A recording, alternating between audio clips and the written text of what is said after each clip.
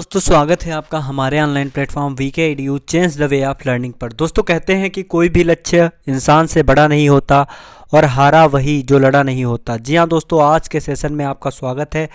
फटाफट से आप सभी दोस्त आज के इस सेशन को शेयर करेंगे अपने सभी दोस्तों के साथ में। प्रैक्टिस सेट आपका स्टार्ट हो चुका है, तो जितने सारे दोस्त जुड़ चुके हैं एक बार सभी दोस्त लाइक शेयर और सब्सक्राइब जरूर करेंगे और अपने उन सभी दोस्तों तक शेयर करेंगे जिनका दोस्तों एसएससी जीडी का एग्ज़ाम है।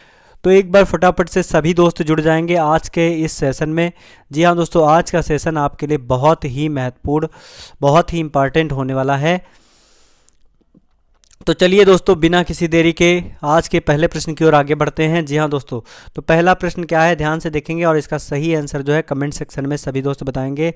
यहाँ पर दोस्तों पहला प्रश्न क्या है ध्यान से देखेंगे। कन्नौज पर आधिपत्य स्थापित करने के लिए कौन से राजवंश त्रिकोणीय संघर्ष में उलझे हुए थे। यहाँ पर आपको बताना है, यहाँ पर 4 दिए हुए हैं, उसके बाद आपके ऑप्शन दिए हुए हैं। तो पाल, प्रतिहार, राष्ट्रकूट और चोल। तो इनमें से कौन से 3 दोस्तों राजवंश कन्नौज पर आधिपत्य स्थापित करने के लिए दोस्तों त्रिकोणीय संघर्ष में उलझे हुए थे। तो इसका एकदम करेक्ट आंसर है दोस्तों पाल, प्रतिहार और राष्ट्रकूट। ऑप्शन ए आपका एकदम करेक्ट आंसर है। सभी दोस्त ध्यान रखेंगे, कन्नौज पर आधिपत्य स्थापित करने के लिए पाल, प्रतिहार और राजकूट वंश दोस्तों त्रिकोणीय संघर्ष में उलझे हुए थे। ये सभी दोस्त ध्यान रखेंगे। तो ऑप्शन ए आपका एकदम करेक्ट आंसर है। चलिए दोस्तों अगले प्रश्न की ओर आगे बढ़ेंगे। जितने सारे दोस्त आज फर्स्ट टाइम हमारे वीडियो को विजिट कर रहे हैं तो एक बार सभी दोस्त चैनल को सब्सक्राइब जरूर करेंगे, साथ ही साथ में अपने उन सभी दोस्तों तक शेयर करेंगे जिनका एसएससी जीडी का एग्जाम है। अगला दोस्तों ध्यान से देखेंगे, निम्नलिखित में से किस शासक ने पहले हजरत ए आला की उपाधि धारण की और दोस्तों बाद में सुल्तान उल अदल की उपाधि धारण की। तो कौन सा शासक है जिसने दोस्तों हजरत ए आला की उपाधि धारण की, एक बार सभी दोस्त बताएंगे। हजरत ए आला की उपाधि किस शासक ने धारण की थी और बाद में दोस्तों सुल्तान उल अदल की उपाधि धारण की थी। तो दोस्तों इसका एकदम करेक्ट आंसर क्या होगा, सभी दोस्त छाप देंगे। तो दोस्तों अगर बात की जाएगी हजरत ए आला, तो हजरत ए आला की उपाधि किस शासक ने धारण की थी। तो सभी दोस्तों को पता होना चाहिए कि हजरत ए आला जो उपाधि है ये किसने धारण की थी, शेर शाह सूरी ने। दोस्तों शेर शाह सूरी ने पहले हजरत ए आला की उपाधि धारण की थी और बाद में दोस्तों सुल्तान उल अदल की उपाधि धारण की थी। शेर शाह सूरी की अगर बात की जाएगी दोस्तों तो इनका बचपन का नाम क्या था, बहुत बार आपके एग्ज़ाम में कई एग्ज़ामों में पूछा गया बचपन का नाम क्या था दोस्तों। तो इनके बचपन का नाम था फरीद खां। फरीद खां दोस्तों था और इन्होंने दोस्तों बचपन में एक शेर को मार डाला था जिसके कारण दोस्तों इनका नाम क्या पड़ा, शेर खां की उपाधि प्रदान की गई। दोस्तों शेर शाह सूरी ने एक रोड का निर्माण कराया दोस्तों जिसे जीटी रोड के नाम से जानते हैं। किस नाम से जानते हैं दोस्तों, जीटी रोड के नाम से जानते हैं। सभी दोस्त ध्यान रखेंगे, जीटी रोड का अगर आपसे पूछा जाता है, यहाँ पर शेर शाह सूरी होगा, इनके बचपन का नाम फरीद खान और जीटी रोड का निर्माण किसने कराया। जीटी रोड का दोस्तों फुल फॉर्म होता है ग्रांड ट्रंक रोड। तो अगर आपसे पूछा जाता है ग्रांड ट्रंक रोड का निर्माण किसने कराया दोस्तों, तो ग्रांड ट्रंक रोड का निर्माण दोस्तों शेर शाह सूरी ने करवाया था। सभी दोस्त ध्यान रखेंगे। अगला दोस्तों अगर आपसे पूछा जाए शेर शाह सूरी ने क्या किया था, तो डाक प्रथा का प्रचलन किसने किया था दोस्तों। तो सभी दोस्त ध्यान रखेंगे, डाक प्रथा का प्रचलन दोस्तों किसने किया था, शेर शाह सूरी ने। डाक प्रथा का प्रचलन शेर शाह सूरी के द्वारा किया गया। दोस्तों मलिक मोहम्मद जायसी इनके समकालीन थे। सभी दोस्त ध्यान रखेंगे, मलिक मोहम्मद जायसी किसके समकालीन थे, सभी दोस्त ध्यान रखेंगे। मलिक मोहम्मद जायसी। तो दोस्तों मलिक मोहम्मद जायसी शेर शाह सूरी के समकालीन थे और दोस्तों इनकी रचना का क्या नाम है, सभी दोस्त ध्यान रखेंगे। मलिक मोहम्मद जायसी की रचना का नाम है दोस्तों पद्मावत। क्या नाम है दोस्तों, पद्मावत है। सभी दोस्त ध्यान रखेंगे। अगर दोस्तों बात की जाएगी शेर शाह सूरी का मकबरा कहाँ पर बना हुआ है, तो एक बार कमेंट सेक्शन में छाप देंगे शेर शाह सूरी का मकबरा कहाँ पर बना हुआ है। तो दोस्तों शेर शाह सूरी का मकबरा सासाराम में बना हुआ है। कहाँ पर, सासाराम में बना हुआ है, और सासाराम आपका कहाँ पर पड़ता है, बिहार में। तो दोस्तों ये सभी पॉइंट आपको याद रखना है। यहाँ पर दोस्तों शेर शाह सूरी के बारे में सारी जानकारी हमने आपको प्रदान की। शेर शाह सूरी की अगर बात की जाएगी तो ये दोस्तों 1540 से 1545 ईस्वी तक ये दोस्तों शासक रहा। इसे भी आप लोग याद रखेंगे, 1540 से 45 तक दोस्तों, 1540 से 45 तक दोस्तों ये शासक रहा। सूर साम्राज्य का शासक था। बचपन का नाम फरीद खान था। बाद में दोस्तों इसे शेर खान की उपाधि प्रदान की गई। शेर शाह सूरी ने दोस्तों जीटी रोड यानी कि ग्रैंड ट्रंक रोड का निर्माण करवाया। मलिक मोहम्मद जायसी इसके समकालीन था, जिसने दोस्तों पद्मावत की रचना की थी। अगला अगर आपसे पूछा जाता है शेर शाह सूरी का मकबरा कहाँ पर बना है, तो सासाराम बिहार में, सासाराम बिहार में शेर शाह सूरी का मकबरा बना हुआ है। तो दोस्तों इसी तरीके से हर एक क्वेश्चन का सूपड़ा साफ करने वाले हैं। आप सभी दोस्त लास्ट तक बने रहेंगे आज के हमारे इस सेशन में। चलिए दोस्तों अगले प्रश्न की ओर आगे बढ़ेंगे। निम्नलिखित में से कौन शिक्षा से संबंधित है, कमेंट सेक्शन में छाप देंगे। निम्नलिखित में से कौन शिक्षा से संबंधित है, सैंडलर आयोग, वुड डिस्पैच आयोग, या फिर दोस्तों अधोमुखी निस्यंदन सिद्धांत, या फिर उपरोक्त सभी। तो दोस्तों वह कौन है, इस निम्नलिखित में से कौन शिक्षा से संबंधित है। तो दोस्तों इसमें अगर बात की जाएगी सैंडलर आयोग, तो सैंडलर आयोग दोस्तों ये भी शिक्षा से संबंधित है। वुड डिस्पैच भी दोस्तों शिक्षा से संबंधित है, और अधोमुखी निस्यंदन सिद्धांत ये भी संबंधित है। तो उपर्युक्त सभी दोस्तों इसका एकदम करेक्ट आंसर हो जाएगा, उपर्युक्त सभी। तो दोस्तों सभी शिक्षा से संबंधित है। ये अंग्रेजों के द्वारा बनाए गए थे। किसके द्वारा बनाए गए थे दोस्तों, ये अंग्रेजों के द्वारा बनाए गए थे। सभी दोस्त ध्यान रखेंगे, अंग्रेजों के द्वारा बनाए गए सैंडलर आयोग, वुड डिस्पैच और अधोमुखी निस्यंदन सिद्धांत ये सभी शिक्षा के क्षेत्र से संबंधित है। चलिए दोस्तों अगले प्रश्न की ओर आगे बढ़ेंगे। जी हाँ दोस्तों, कहते हैं कि अगर मंजिल है पहाड़ तो हम भी मांझी हैं, जब तक तोड़ेंगे नहीं तब तक छोड़ेंगे नहीं। तो हमारे साथ बने रहेंगे दोस्तों लास्ट तक, जब तक आपका एग्ज़ाम नहीं होगा तब तक हम छोड़ने वाले नहीं। एक एक प्रैक्टिस सेट करवा के आपको दोस्तों, जब तक हम आपको सफल नहीं करवा लेंगे तब तक हम आपको जाने नहीं देंगे। हमारे साथ बने रहेंगे। जीके जीएस हिंदी तथा अन्य सभी विषयों में बेस्ट स्कोर करने के लिए हमारे साथ बने रहेंगे। और एक बार अगर अभी तक आपने चैनल सब्सक्राइब नहीं किया तो चैनल को सब्सक्राइब करेंगे। दोस्तों अगला प्रश्न क्या है, इसका आंसर आप सभी दोस्त कमेंट सेक्शन में छाप देंगे। दोस्तों लॉर्ड कर्जन के शासनकाल में बंगाल विभाजन के विरोध में आंदोलन का नेतृत्व किसने किया था, कमेंट सेक्शन में छाप देंगे। तो दोस्तों लॉर्ड कर्जन ने दोस्तों एक बंगाल विभाजन की बात की जाएगी। दोस्तों बंगाल विभाजन कब हुआ था, 1905 में। दोस्तों सभी दोस्त ध्यान रखेंगे, बंगाल विभाजन अगर आपसे पूछा जाता है तो दोस्तों बताएंगे बंगाल विभाजन कब हुआ था। तो सभी दोस्तों को पता होना चाहिए। बंगाल विभाजन की अगर बात की जाएगी तो 1905 में दोस्तों क्या हुआ था, 1905 में बंगाल विभाजन हुआ था। 20 जुलाई 1905 को बंगाल विभाजन की घोषणा की गई थी।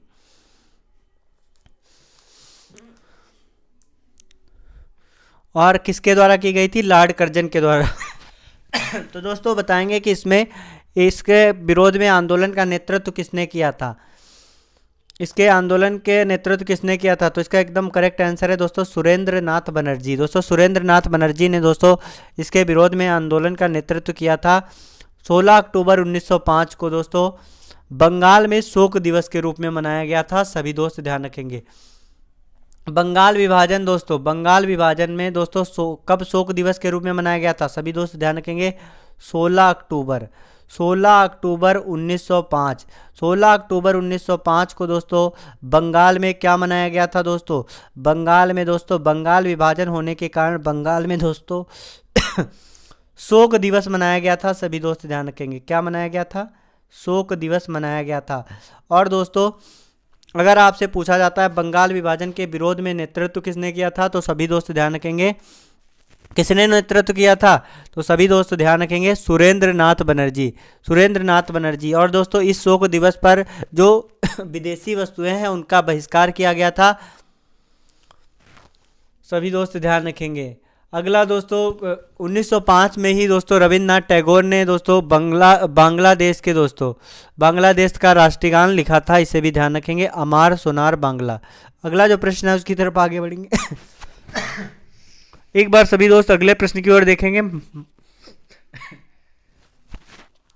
मंगल एवं बृहस्पति की कक्षाओं के मध्य सूर्य की परिक्रमा कर रहे छोटे छोटे सैल टुकड़ों को क्या कहते हैं? कमेंट सेक्शन में छाप देंगे। मंगल एवं बृहस्पति की कक्षाओं के मध्य सूर्य की परिक्रमा कर रहे छोटे छोटे सैल टुकड़ों को क्या कहते हैं? तो दोस्तों मंगल और बृहस्पति की कक्षाओं के मध्य जो सूर्य के छोटे छोटे जो मध्य सूर्य की परिक्रमा कर रहे छोटे छोटे सैल के टुकड़े होते हैं, उन्हें दोस्तों क्या कहते हैं? इन्हें दोस्तों क्षुद्र ग्रह कहते हैं। क्या कहते हैं? क्षुद्र ग्रह कहते हैं, जो कि मंगल और बृहस्पति की कक्षाओं के मध्य होता है। अगर आपसे पूछा जाता है किस तरीके से कक्षाओं का क्रम होता है, तो दोस्तों 4 आंतरिक ग्रह होते हैं और 4 बाह्य ग्रह होते हैं। तो आंतरिक ग्रह कौन कौन से होते हैं? सभी दोस्त ध्यान रखेंगे, बुध शुक्र पृथ्वी मंगल। इसे ध्यान रखेंगे, बुध शुक्र पृथ्वी मंगल, यही दोस्तों क्रम होता है। सभी दोस्त ध्यान रखेंगे, बुध शुक्र पृथ्वी मंगल, और मंगल के बाद दोस्तों आता है बृहस्पति। तो ये दोस्तों होते हैं आंतरिक ग्रह। इसके बीच में दोस्तों आपका क्षुद्र ग्रह होते हैं। अब यहाँ से दोस्तों इसके क्षुद्र ग्रह के बाद वाले हिस्से से दोस्तों बाह्य ग्रह स्टार्ट होते हैं, और बाह्य ग्रह कौन होते हैं? बृहस्पति शनि अरुण वरुण, बृहस्पति शनि अरुण और वरुण, बृहस्पति शनि अरुण और वरुण। तो दोस्तों ये बाह्य ग्रह होते हैं, सभी दोस्त ध्यान रखेंगे, बुध शुक्र पृथ्वी मंगल, बृहस्पति शनि अरुण वरुण। और दोस्तों पृथ्वी और बृहस्पति के बीच में जो छोटे छोटे सेल के टुकड़े होते हैं, उन्हें क्या कहते हैं? उन्हें दोस्तों क्षुद्र ग्रह कहते हैं। चलिए दोस्तों अगले प्रश्न की ओर आगे बढ़ेंगे। एक बार सभी दोस्त लाइक शेयर और सब्सक्राइब जरूर करेंगे। जी हाँ दोस्तों, अगला प्रश्न क्या है, ध्यान से देखेंगे। भारतीय बंदरगाहों के संदर्भ में निम्नलिखित में से कौन से कथन सत्य हैं? कमेंट सेक्शन में छाप देंगे। एक बार सभी दोस्त बताएंगे, भारतीय बंदरगाहों के संदर्भ में निम्नलिखित में से कौन सा कथन सत्य है? कोच्चि एवं विशाखापट्टनम प्राकृतिक बंदरगाह है। अगला दोस्तों, चेन्नई एक खुला एवं सागरी बंदरगाह है। सभी दोस्त सही आंसर जो है कमेंट सेक्शन में बताएंगे। जितने सारे दोस्त जुड़े हुए हैं, एक बार सभी दोस्त लाइक शेयर और दोस्तों सब्सक्राइब जरूर करेंगे। तो दोस्तों यहाँ पर इसमें कौन सा ऑप्शन सही होगा, एक बार सभी दोस्त जो है कमेंट सेक्शन में छाप देंगे। बंदरगाह, तो दोस्तों कोच्चि एवं विशाखापट्टनम क्या एक प्राकृतिक बंदरगाह है, और दूसरा आपका है दोस्तों चेन्नई एक खुला तथा सागरीय बंदरगाह है। तो यहाँ पर इसके लिए कौन सा कथन सत्य होगा, एक बार सभी दोस्त जो है कमेंट सेक्शन में छाप देंगे, जितने सारे दोस्त जुड़े हुए हैं।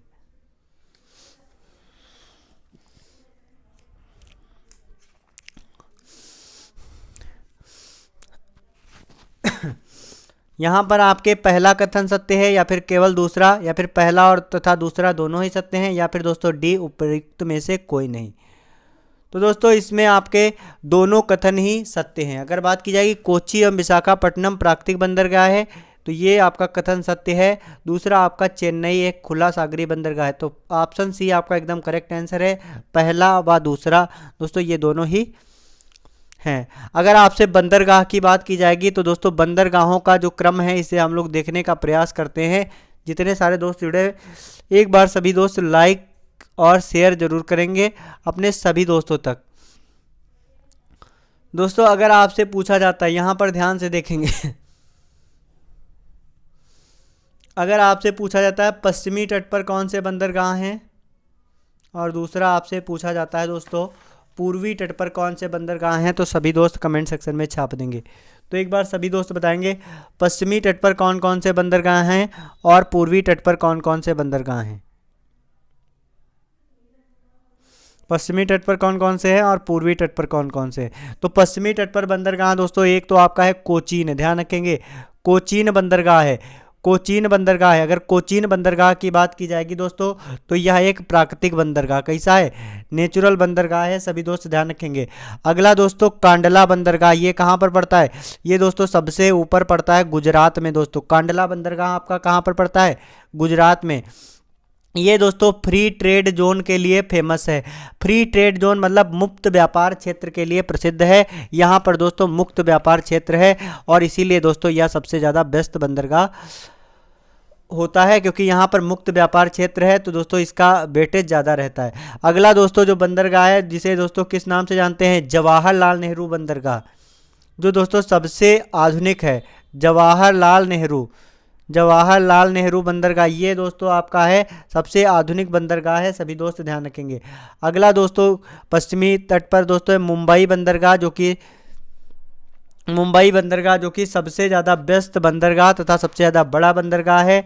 उसके बाद दोस्तों आपका है मंगलुरु बंदरगाह, मंगलोर बंदरगाह।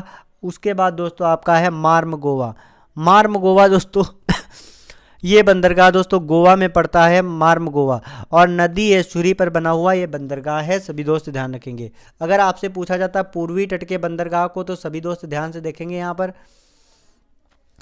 पूर्वी तट के बंदरगाह कौन से हैं, तो दोस्तों चेन्नई बंदरगाह जो कि आपका तमिलनाडु में है, सभी दोस्त ध्यान रखेंगे, चेन्नई बंदरगाह तमिलनाडु में है। अगला दोस्तों पाराद्वीप बंदरगाह, पाराद्वीप दोस्तों इसे आप याद रखेंगे, पाराद्वीप बंदरगाह कहाँ पर है, तो पारा दोस्तों उड़ नहीं सकता है, तो ये इस तरीके से याद रखेंगे। तो पारा बंदरगाह कहाँ पर है, पाराद्वीप तो दोस्तों ये आपका दोस्तों उड़ीसा में है, सभी दोस्त ध्यान रखेंगे।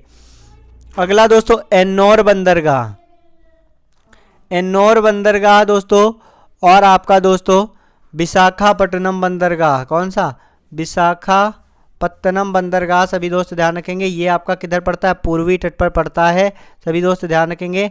और दोस्तों कोलकाता बंदरगाह कहाँ पर पड़ता है, पश्चिम बंगाल में, कोलकाता बंदरगाह तो दोस्तों ये पूर्वी तट पर स्थित बंदरगाह है और ये इधर वाले पश्चिमी तट पर स्थित बंदरगाह है। आशा करते हैं आप सभी दोस्तों को बहुत अच्छे तरीके से समझ में आ गया होगा। चलिए दोस्तों अगले प्रश्न की ओर आगे बढ़ेंगे। जी हाँ दोस्तों,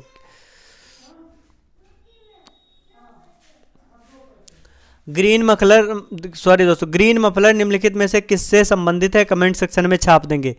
ग्रीन मफलर निम्नलिखित में से किससे संबंधित है, वायु प्रदूषण से, ध्वनि प्रदूषण से, जल प्रदूषण से, या फिर दोस्तों मृदा प्रदूषण से। तो दोस्तों अगर बात की जाएगी ग्रीन मफलर की, तो ग्रीन मफलर किससे संबंधित है, ध्वनि प्रदूषण से संबंधित है, सभी दोस्त ध्यान रखेंगे। ध्वनि प्रदूषण की तीव्रता को कम करने के लिए ग्रीन मफलर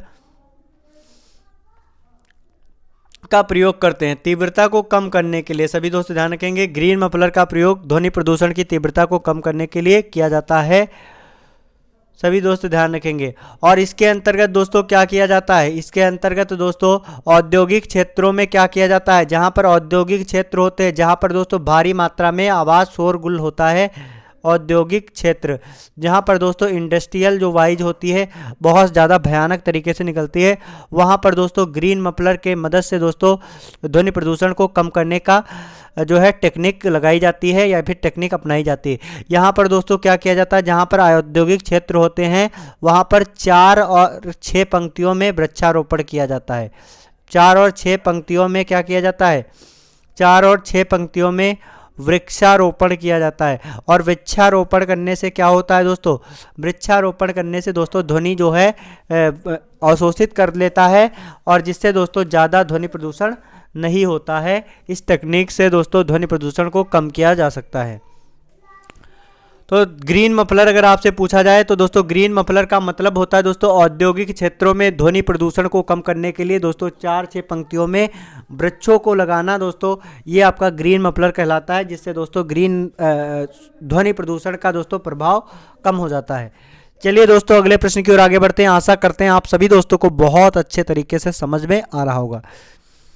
अगला प्रश्न क्या, ध्यान से देखेंगे। पर्यावरण संरक्षण के लिए कार्बन क्रेडिट की संकल्पना निम्नलिखित में से कहाँ उद्भूत हुई है, कमेंट सेक्शन में छाप देंगे। तो कार्बन क्रेडिट अथवा कार्बन क्रेडिट की संकल्पना कहाँ उद्भूत हुई है, कमेंट सेक्शन में बताएंगे कहाँ उद्भूत हुई है।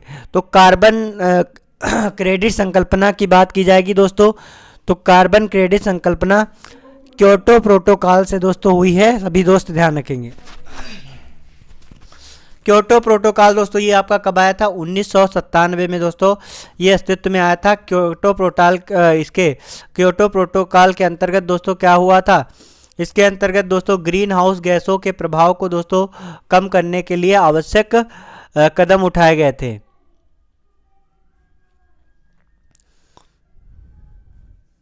क्योटो प्रोटोकॉल अंतर्गत क्या किया गया था दोस्तों, ग्रीन हाउस गैसों के उत्सर्जन को सीमित करने के लिए दोस्तों कदम उठाए गए थे। सीमित करने के लिए कदम उठाए गए थे। यहाँ पर दोस्तों अगर बात की जाएगी पृथ्वी सम्मेलन, तो दोस्तों पृथ्वी सम्मेलन ये आपका कहाँ पर हुआ था, तो यहाँ पर इसका एकदम करेक्ट आंसर है दोस्तों क्योटो प्रोटोकॉल। तो अगर आपसे पूछा जाता है क्योटो प्रोटोकॉल, तो दोस्तों ग्रीन हाउस गैसें वे गैसें होती हैं जो कि वैश्विक तापन को बढ़ाती हैं, जिसे दोस्तों ग्लोबल वार्मिंग कहते हैं। तो ग्लोबल वार्मिंग दोस्तों वैश्विक तापन को बढ़ाती है, ग्रीन हाउस गैसेस, और इनको रोकने के लिए दोस्तों क्योटो प्रोटोकॉल का जो है लागू किया गया। क्योटो प्रोटोकॉल के हेल्प से दोस्तों इसके उत्सर्जन को सीमित करने के लिए उचित कदम उठाए गए। अगला दोस्तों पृथ्वी सम्मेलन की अगर बात की जाएगी तो पृथ्वी सम्मेलन कहाँ पर हुआ था दोस्तों, रियो में। मॉन्ट्रियल प्रोटोकॉल दोस्तों किससे संबंधित है, तो दोस्तों मॉन्ट्रियल प्रोटोकॉल दोस्तों ओजोन परत के संरक्षण से संबंधित है। ये सभी दोस्त ध्यान रखेंगे, ओजोन परत के संरक्षण से संबंधित है मॉन्ट्रियल प्रोटोकॉल, सभी दोस्त ध्यान रखेंगे। चलिए दोस्तों अगले प्रश्न की ओर आगे बढ़ेंगे। जी हाँ दोस्तों, यहाँ पर दोस्तों है अनुच्छेद 352 के तहत राष्ट्रीय आपातकाल की घोषणा कितने समय तक लागू रह सकती है, कमेंट सेक्शन में छाप देंगे। जितने सारे दोस्त जुड़े हुए हैं एक बार सभी दोस्त लाइक शेयर और सब्सक्राइब जरूर करेंगे। फटाफट से आप सभी दोस्त आज के सेशन को अपने सभी दोस्तों तक शेयर कर दीजिए। तो अनुच्छेद 352 के तहत दोस्तों ध्यान से देखेंगे, अनुच्छेद 352 के तहत कितने समय तक दोस्तों आपातकाल की घोषणा की जा सकती है, कितने समय तक दोस्तों राष्ट्रीय आपातकाल को लगाया जा सकता है, एक बार सभी दोस्त कमेंट सेक्शन में छाप देंगे।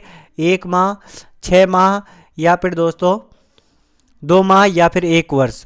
सही आंसर क्या होगा कमेंट सेक्शन में छाप देंगे। तो दोस्तों अनुच्छेद 352 आपका किस आपातकाल से संबंधित है, तो अनुच्छेद 352 दोस्तों युद्ध तथा बाहरी आक्रमण से संबंधित है, सभी दोस्त ध्यान रखेंगे। युद्ध तथा बाहरी आक्रमण की स्थिति में जो आपातकाल लगाया जाता है, युद्ध तथा बाहरी आक्रमण की स्थिति में जो आपातकाल लगाया जाता है उसे क्या कहते हैं दोस्तों, ये आपका किसके अंतर्गत आता है दोस्तों, अनुच्छेद 352 के अंतर्गत आता है। और दोस्तों इसके अंतर्गत सशस्त्र विद्रोह की स्थिति से दोस्तों जो संबंधित संकट होता है उस दौरान जो राष्ट्रीय आपातकाल राष्ट्रपति के द्वारा लगाया जाता है वो अनुच्छेद 352 के अंतर्गत आता है। तो अनुच्छेद 352 के अंतर्गत जो राष्ट्रपति शासनकाल लगाता है वो कितने समय तक लागू रह सकता है, तो दोस्तों अनुच्छेद 352 के तहत राष्ट्रीय आपातकाल की घोषणा 6 माह तक लागू हो सकता है। फिर दोस्तों अगर राष्ट्रपति चाहे तो पुनः यह 6 माह पूर्ण होने के बाद पुनः 6 माह आपातकाल लगा सकता है। इसी तरीके से दोस्तों इसको अधिकतम 6 माह तक लगाया जा सकता है। अगला दोस्तों अगर बात की जाएगी राष्ट्रीय आपातकाल, तो राष्ट्रीय आपातकाल के बारे में थोड़ा सा समझने का प्रयास करेंगे। जी हाँ दोस्तों, राष्ट्रीय आपातकाल से आप क्या समझते हैं एक बार कमेंट सेक्शन में छाप देंगे जितने सारे दोस्त जुड़े। दोस्तों अगर बात की जाएगी राष्ट्रीय आपातकाल की तो सभी दोस्त ध्यान से देखेंगे। राष्ट्रीय आपातकाल की अगर बात की जाएगी तो राष्ट्रीय आपातकाल दोस्तों भारत में कितनी बार लगा, तो भारत में दोस्तों 3 बार लग चुका है। भारत में राष्ट्रीय आपातकाल कितनी बार लग चुका है, 3 बार लग चुका है, सभी दोस्त ध्यान रखेंगे। एक बार दोस्तों 1962 में लगा था। कब लगा था, 1962 में राष्ट्रीय आपातकाल लगा था, जिस समय दोस्तों भारत और चीन का युद्ध हुआ था। भारत और चीन के युद्ध के दौरान 1962 में लगा। उसके बाद दोस्तों 1971 में जब दोस्तों भारत और पाकिस्तान का युद्ध हुआ, सभी दोस्त ध्यान रखेंगे, भारत और पाकिस्तान के युद्ध के समय ये आपातकाल 1971 में लगा। उसके बाद दोस्तों 1975 में एक बार पुनः आपातकाल दोस्तों राष्ट्रीय आपातकाल लगा था, और ये दोस्तों इसे आंतरिक अशांति के कारण यह आपातकाल लगा था, सभी दोस्त ध्यान रखेंगे। आंतरिक अशांति के कारण यह दोस्तों आपातकाल लगा था, जिसमें दोस्तों इसका नाम क्या रख दिया गया, सशस्त्र विद्रोह इसका नाम रखा गया है, सभी दोस्त ध्यान रखेंगे। सशस्त्र विद्रोह इसका नाम रखा गया है, सभी दोस्त ध्यान रखेंगे। तो यहाँ पर दोस्तों भारत में मात्र 3 बार आपातकाल लगा, 1962 में, 1971 में दोस्तों और 1975 में। तो आपको आशा करते हैं बहुत अच्छे तरीके से समझ में आ गया होगा। अगला दोस्तों अगर बात की जाएगी, यहाँ पर सभी दोस्त ध्यान रखेंगे, जितने सारे दोस्त जुड़े हुए एक बार सभी दोस्त लाइक शेयर और सब्सक्राइब जरूर करेंगे। तो फटाफट से आज के सेशन को आप सभी दोस्त शेयर कर देंगे अपने सभी दोस्तों तक। तो दोस्तों अगर बात की जाएगी वित्तीय आपात, तो भारत में वित्तीय आपात कितनी बार लग चुका है एक बार कमेंट सेक्शन में छाप देंगे। जितने सारे दोस्त जुड़े हैं, भारत में वित्तीय आपात कितनी बार लग चुका है, भारत में वित्तीय आपात कितनी बार लगा है एक बार कमेंट सेक्शन में सभी दोस्त छाप देंगे। वित्तीय आपात। दोस्तों वित्तीय आपात की अगर बात की जाएगी तो सभी दोस्त ध्यान रखेंगे, भारत में वित्तीय आपात दोस्तों कितनी बार लग चुका है, तो भारत में वित्तीय आपात दोस्तों एक बार भी नहीं लगा है। ठीक है, एक बार भी नहीं लगा या फिर कभी नहीं लगा। सभी दोस्त ध्यान रखेंगे, वित्तीय आपात कभी नहीं लगा है, वित्तीय आपात कभी नहीं लगा है। और वित्तीय आपात दोस्तों किस अनुच्छेद के अंतर्गत आता है, तो वित्तीय आपात की अगर बात की जाएगी तो ये आपका आर्टिकल 360 के अंतर्गत आता है। सभी दोस्त ध्यान रखेंगे, अनुच्छेद 352 के अंतर्गत दोस्तों क्या आता है, अनुच्छेद 352 के अंतर्गत दोस्तों युद्ध तथा बाहरी आक्रमण या सशस्त्र विद्रोह आता है। अगला दोस्तों एक और आर्टिकल जो कि संबंधित है जो है अनुच्छेद 356। 356 दोस्तों किससे संबंधित है, जो दोस्तों संवैधानिक जो तंत्र में जो संवैधानिक तंत्र में विफल हो जाने के कारण जब आपातकाल लगाया जाता है या फिर राष्ट्रपति शासन होता है, तो दोस्तों ये किसके अंतर्गत आता है, तो संवैधानिक तंत्र के विफल होने के कारण दोस्तों जो आपातकाल लगता है वो अनुच्छेद 365 में आता है। संवैधानिक तंत्र के विफल होने पर, संवैधानिक तंत्र के विफल होने पर दोस्तों जो आपातकाल लगता है वो कौन सा होता है, वो दोस्तों अनुच्छेद 365 होता है। चलिए दोस्तों अगले प्रश्न की ओर आगे बढ़ेंगे। जी हाँ दोस्तों, अगला प्रश्न है, राज्य लोक सेवा आयोग के सदस्य की नियुक्ति निम्नलिखित में से किसके द्वारा की जाती है, कमेंट सेक्शन में छाप देंगे।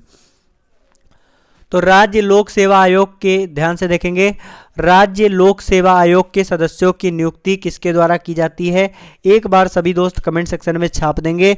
आपके ऑप्शन क्या है, राष्ट्रपति, राज्यपाल या फिर दोस्तों मुख्यमंत्री, या फिर ऑप्शन डी है दोस्तों प्रधानमंत्री। सही आंसर क्या होगा, एक बार सभी दोस्त, जितने सारे दोस्तों आज के सेशन से जुड़े हुए, एक बार सभी दोस्त बताएंगे राज्य के लोक सेवा आयोग के सदस्यों की नियुक्ति कौन करता है। तो इसका एकदम करेक्ट आंसर है, राज्य के लोक सेवा आयोग की नियुक्ति कौन करेगा, राज्यपाल।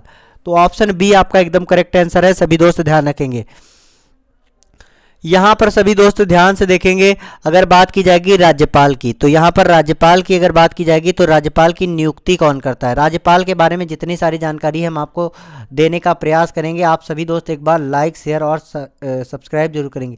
राज्यपाल की नियुक्ति दोस्तों कौन करता है, राष्ट्रपति करता है दोस्तों। राज्यपाल की नियुक्ति कौन करता है, राष्ट्रपति करता है। अगला दोस्तों, राज्यपाल कौन होता है, तो राज्य का दोस्तों मुख्य कार्यकारी अध्यक्ष होता है। क्या होता है, मुख्य कार्यकारी अध्यक्ष कौन होता है, राज्य का मुख्य कार्यकारी अध्यक्ष कौन होता है, तो दोस्तों राज्य का मुख्य कार्यकारी अध्यक्ष राज्यपाल होता है। राज्यपाल बनने के लिए न्यूनतम उम्र कितनी होनी चाहिए दोस्तों, 35 वर्ष का होना चाहिए, भारत का नागरिक होना चाहिए, पागल तथा दिवालिया नहीं होना चाहिए। साथ ही साथ में दोस्तों उसे उस राज्य का निवासी होना भी दोस्तों आवश्यक है। सभी दोस्त ध्यान रखेंगे। और राज्यपाल की नियुक्ति दोस्तों कितने वर्ष के लिए होती है, 5 वर्ष के लिए होती है। सभी दोस्त ध्यान रखेंगे। अगला दोस्तों, राज्यपाल के पास में दोस्तों कौन कौन सी शक्तियां होती है, तो दोस्तों राज्यपाल के पास में विधायी शक्तियां होती हैं।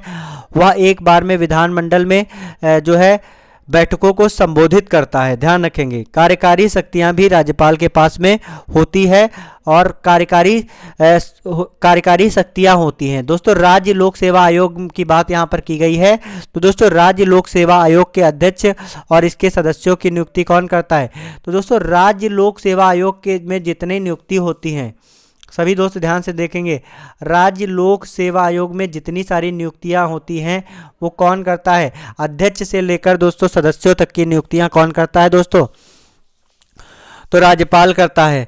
आपातकाल के समय केंद्र के एजेंडा के रूप में कार्य कौन करता है, तो आपातकाल के दौरान दोस्तों, आपातकाल जब होता है, जब आपातकाल होता है दोस्तों, तो उस दौरान दोस्तों केंद्र में एजेंडा के रूप में कार्य करता है। केंद्र में एजेंडा के रूप में कौन कार्य करता है, तो सभी दोस्त ध्यान रखेंगे, केंद्र में एजेंडा के रूप में राज्यपाल काम करता है।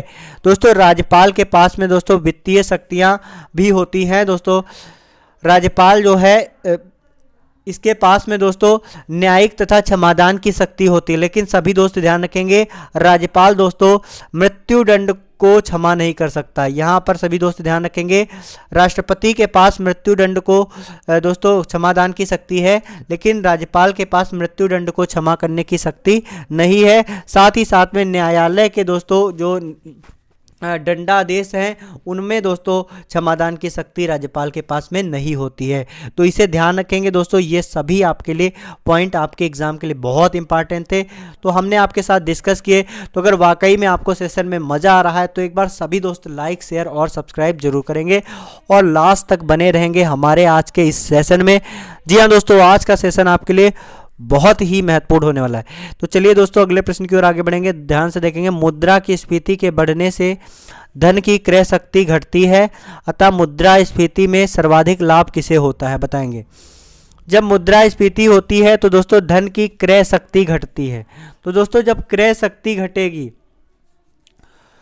तो मुद्रा स्फीति से सर्वाधिक लाभ किसे होगा, कमेंट सेक्शन में छाप देंगे। जितने सारे दोस्त जुड़े हुए हैं किसे लाभ होगा। तो दोस्तों मुद्रा स्फीति में जब क्रय शक्ति घटती है तो उसके दौरान दोस्तों मुद्रा स्फीति में किसे सबसे ज़्यादा लाभ होता है, तो ऋणी को लाभ हो जाता है। किसे लाभ होता है, ऋणी को, जो दोस्तों कर्ज लेता है, कर्ज लेने वाले को या फिर ऋणदाता को दोस्तों, ऋणी को जो दोस्तों कर्ज लेता है उसे लाभ होता है। लेकिन दोस्तों साहूकार को इसमें क्या होती है, साहूकार को दोस्तों इसमें हानि होती है।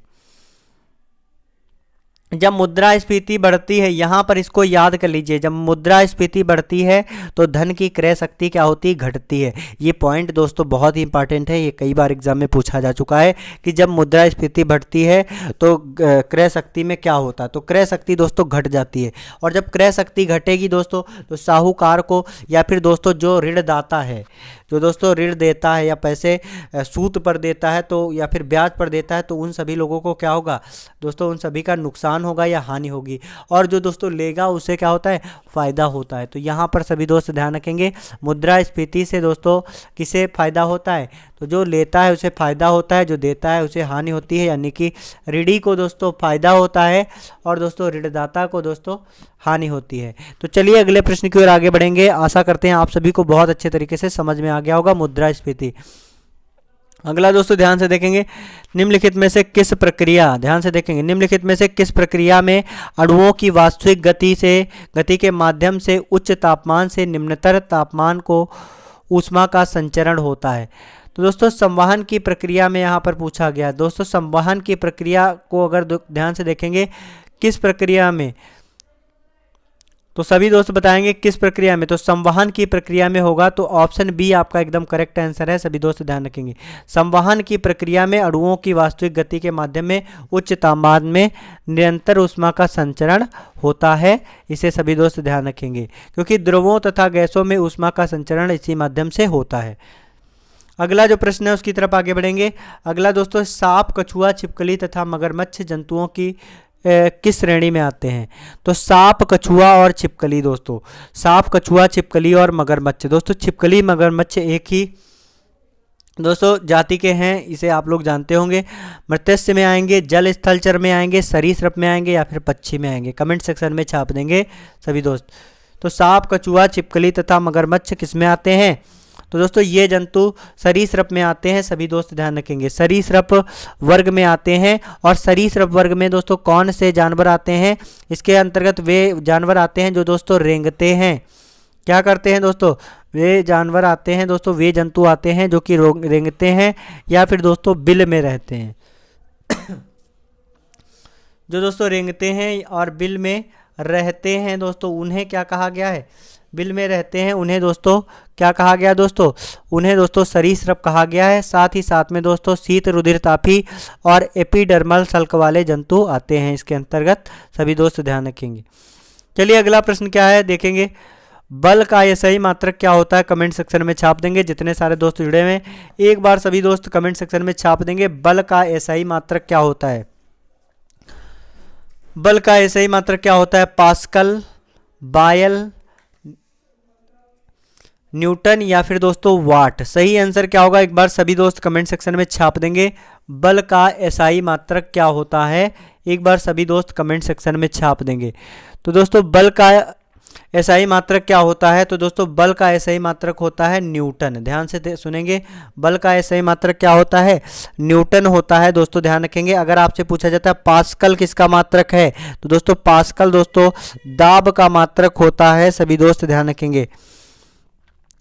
पास्कल किसका मात्रक होता है, सभी दोस्त ध्यान रखेंगे, पास्कल दोस्तों दाब का मात्रक होता है? सभी दोस्त ध्यान रखेंगे। वाट की अगर बात की जाएगी तो दोस्तों वाट किसका मात्रक होता है? एक बार कमेंट सेक्शन में छाप देंगे। तो दोस्तों वाट की अगर बात की जाएगी तो वाट शक्ति का मात्रक होता है। किसका मात्रक होता है? वाट दोस्तों शक्ति का मात्रक होता है। सभी दोस्त ध्यान रखेंगे। दोस्तों कुछ प्रमुख मात्रक हैं जिन्हें आप लोग ध्यान रखेंगे अपने एग्जाम के लिए, जो कि बहुत ही महत्वपूर्ण है। तो अगर दोस्तों आपसे पूछा जाता है केल्विन किसका मात्रक है, कमेंट सेक्शन में छाप देंगे। यहाँ पर हम आपसे पूछ रहे हैं, आप लोग कमेंट सेक्शन में छाप देंगे केल्विन किसका मात्रक है। दोस्तों केल्विन दोस्तों ऊष्मागतिक ताप का मात्रक है। किसका मात्रक है? ऊष्मागतिक ताप। ऊष्मागतिक ताप का मात्रक क्या है? केल्विन। अगला दोस्तों अगर आपसे पूछा जाता है न्यूटन किसका मात्रक है, तो दोस्तों न्यूटन हमने आपको बताया बल का मात्रक है। अगला दोस्तों अगर आपसे पूछा जाता है कैंडेला, तो कैंडेला किसका मात्रक है, कमेंट सेक्शन में छाप देंगे। कैंडेला किसका मात्रक है? तो कैंडेला दोस्तों ज्योति तीव्रता का मात्रक है। किसका मात्रक है? ज्योति तीव्रता का मात्रक है कैंडेला। जूल का मात्रक दोस्त, जूल किसका मात्रक है? तो दोस्तों जूल कार्य तथा ऊर्जा का मात्रक है। सभी दोस्त ध्यान रखेंगे, कार्य तथा ऊर्जा का मात्रक क्या है? जूल। अगला दोस्तों अगर आपसे पूछा जाता है हर्ट्ज किसका मात्रक है, कमेंट सेक्शन में छाप देंगे। हर्ट्ज किसका मात्रक है? तो दोस्तों हर्ट्ज आवृत्ति का मात्रक है। सभी दोस्त ध्यान रखेंगे। अगला दोस्तों आपसे पूछा जाता है हेनरी किसका मात्रक है, कमेंट सेक्शन में छाप देंगे। हेनरी। हेनरी कई बार पूछा जा चुका। हेनरी दोस्तों प्रेरक का मात्रक है। किसका मात्रक है? प्रेरक का मात्रक है हेनरी। अगला दोस्तों अगर आपसे पूछा जाता है ओम किसका मात्रक है, कमेंट सेक्शन में छाप देंगे। तो दोस्तों ओम विद्युत प्रतिरोध का मात्रक है। सभी दोस्त ध्यान रखेंगे। तो आशा करते हैं आप सभी दोस्तों को बहुत अच्छे तरीके से समझ में आ रहा होगा। तो एक बार सभी दोस्त लाइक शेयर और सब्सक्राइब जरूर करेंगे अपने सभी दोस्तों तक। तो चलिए अगले प्रश्न की ओर आगे बढ़ेंगे। जी हाँ दोस्तों, अगला प्रश्न क्या, ध्यान से देखेंगे। निम्नलिखित में से कौन सा एक बुरा ऊष्मा परिचारक है, कमेंट सेक्शन में छाप देंगे। तो दोस्तों इसमें से कौन बुरा ऊष्मा का परिचारक है, तो इसका एकदम करेक्ट आंसर है दोस्तों सीसा। सीसा दोस्तों जिसे हम लोग लेड के नाम से जानते हैं, पीबी इसका सूत्र होता है।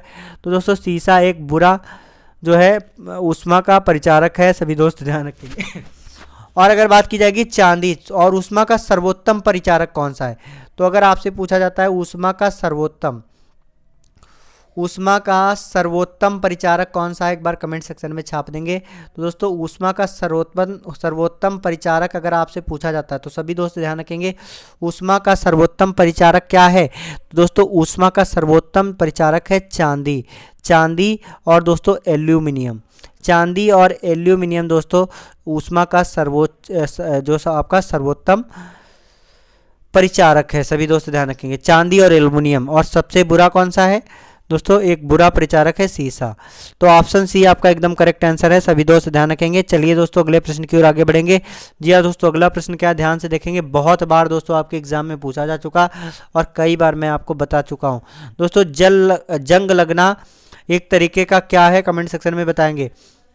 जंग लगना विद्युत अपघटन, ऑक्सीकरण, रेडॉक्स अभिक्रिया या फिर अपचयन अभिक्रिया। तो दोस्तों जंग लगना एक तरीके की कौन सी अभिक्रिया है, कमेंट सेक्शन में छाप देंगे जितने सारे दोस्त जुड़े हुए हैं। तो जंग लगना एक तरीके की किस तरह की अभिक्रिया है, तो जंग लगना अगर आपसे पूछा जाता है तो दोस्तों जंग लगना एक तरीके की रेडॉक्स अभिक्रिया है। इसे दोस्तों रेडॉक्स अभिक्रिया ना तो ऑक्सीकरण होती है और ना ही अपचयन होती है। दोस्तों इसे कहते हैं ऑक्सीकरण अपचयन अभिक्रिया। दोस्तों ये दोनों ही होती है, ऑक्सीकरण और अपचयन दोनों। तो ऑक्सीकरण अपचयन अभिक्रिया होती है, इसलिए दोस्तों इन्हें दोनों होती है। तो इसे जो ऑक्सीकरण अपचयन दोनों होती है उसे दोस्तों रेडॉक्स अभिक्रिया कहा गया है। सभी दोस्त ध्यान रखेंगे। तो जंग लगना दोस्तों एक रेडॉक्स अभिक्रिया है। सभी दोस्त ध्यान रखेंगे। और जंग में दोस्तों क्या होता है, दोस्तों जंग लगने पर दोस्तों फेरिक हाइड्रोक्साइड की भूरे रंग की परत लोहे पर जम जाती है। सभी दोस्त ध्यान रखेंगे। किसकी परत जम जाती है जंग लगने पर दोस्तों, तो ये भी आपको एग्जाम में पूछा जा सकता है। तो सभी दोस्त ध्यान रखेंगे फेरिक हाइड्रोक्साइड, फेरिक हाइड्रोक्साइड की परत जम जाती है दोस्तों। सभी दोस्त ध्यान रखेंगे FeOH3 सभी दोस्त ध्यान रखेंगे। चलिए अगला प्रश्न क्या है उसकी तरफ आगे बढ़ेंगे। लाल रुधिर कणिकाएं आरबीसी में बनती हैं। तो दोस्तों लाल रुधिर कणिकाएं आरबीसी किस में बनती हैं, कमेंट सेक्शन में छाप देंगे जितने सारे दोस्त जुड़े हैं। तो लाल रुधिर कणिकाएं की अगर बात की जाएगी, आरबीसी दोस्तों, आरबीसी किस में बनती है एक बार कमेंट सेक्शन में छाप देंगे। जितने सारे दोस्त जुड़े में सभी दोस्त लाइक शेयर और सब्सक्राइब जरूर करेंगे। तो लाल रुधिर कणिकाएं दोस्तों लाल अस्थि मज्जा में बनती है, सभी दोस्त ध्यान रखेंगे। किस में बनती है? लाल अस्थि मज्जा में बनती है। ऑप्शन बी आपका एकदम करेक्ट आंसर है। आरबीसी का दोस्तों मुख्य कार्य क्या है? तो आरबीसी दोस्तों, तो अगर बात की जाएगी आरबीसी, ठीक है, तो आरबीसी का मुख्य कार्य होता है दोस्तों शरीर के सभी भागों तक ऑक्सीजन को पहुंचाना रक्त के माध्यम से। दोस्तों यहां पर समझने का प्रयास करेंगे, रक्त के माध्यम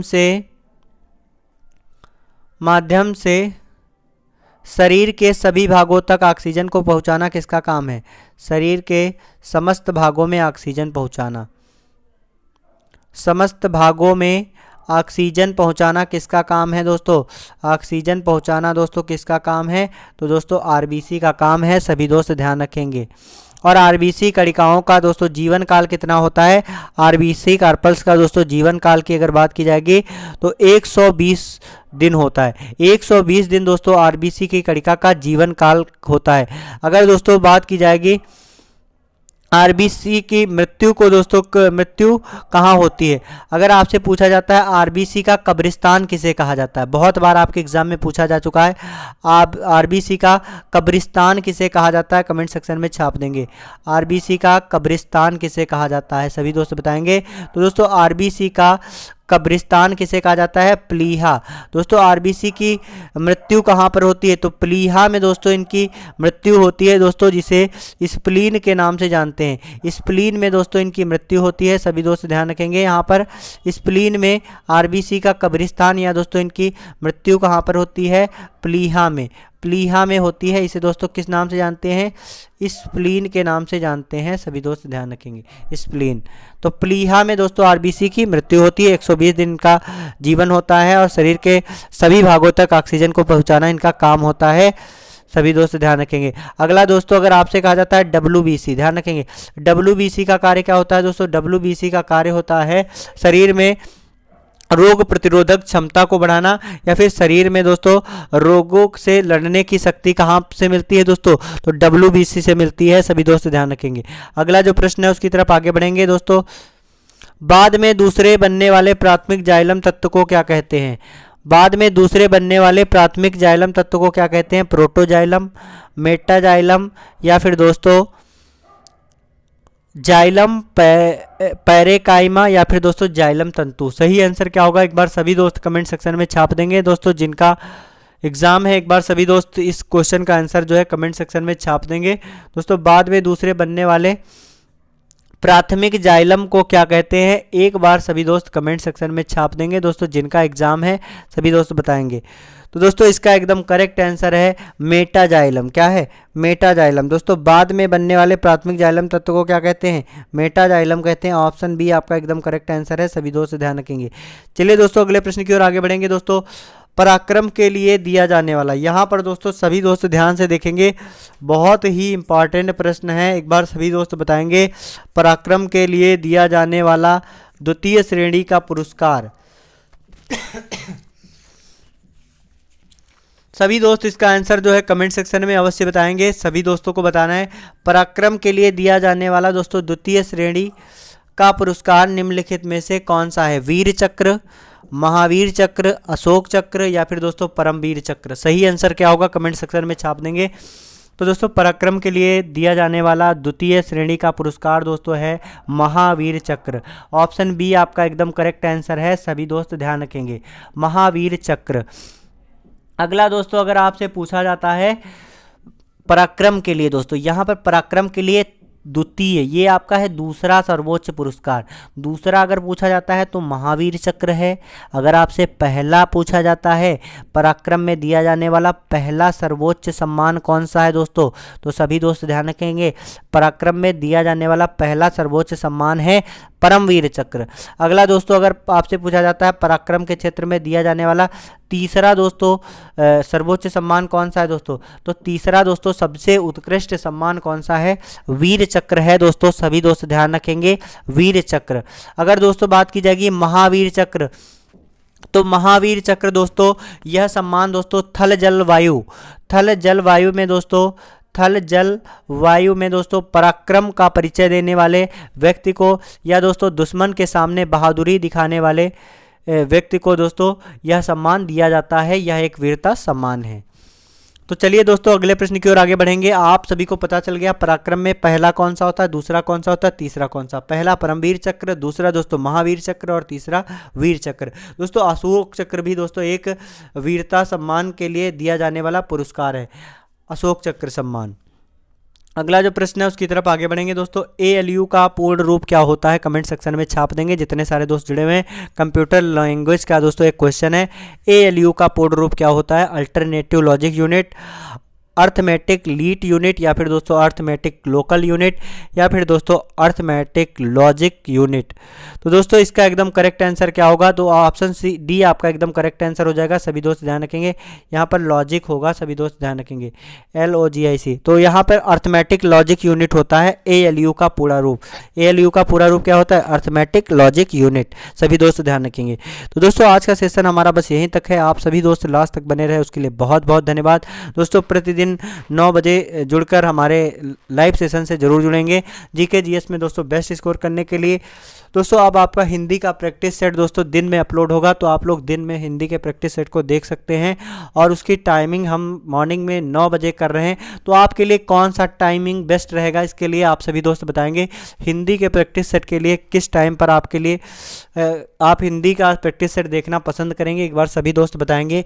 इसमें मैं आपका जो है एक यूट्यूब पर पोल करने वाला हूं, तो उसमें सभी दोस्त जितने सारे आज के इस वीडियो को देखेंगे तो उस पोल में आप सभी लोग अपना वोट जरूर देंगे कि आपको किस टाइम पर हिंदी के प्रैक्टिस सेट की क्लास चाहिए। तो आप सभी दोस्त लास्ट तक बने रहे उसके लिए बहुत बहुत धन्यवाद। सभी दोस्त प्रतिदिन हमारे साथ में जुड़कर SSC GD की बेस्ट तैयारी करेंगे। बहुत बहुत धन्यवाद।